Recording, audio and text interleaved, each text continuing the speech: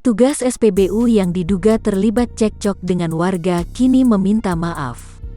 Ia mengaku melakukan aksi arogan tersebut lantaran tersulut emosi. Insiden yang terjadi pom bensin SPBU di Cipadung, Cibiru, Bandung, Jawa Barat, itu diketahui bermula dari larangan pelaku pada pedagang. Dalam unggahan akun Instagram @bandungtalk, Senin, tanggal 30 Agustus tahun 2021, sang pria meminta maaf atas tindakannya yang emosi dan membahas soal ras pada pedagang.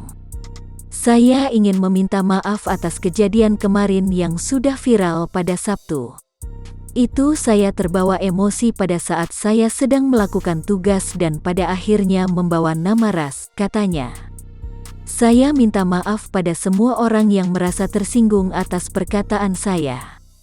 Dan saya tidak akan mengulanginya lagi," ucapnya.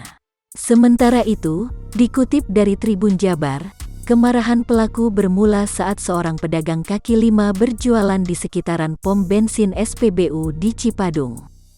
Pedagang tersebut lantas ditegur karena merokok di sekitar area pom bensin. Namun, saat ditegur terjadi perselisihan antara pegawai SPBU dan pedagang tersebut. Pasalnya, pedagang merasa cara menegur pegawai SPBU tersebut tidaklah sopan.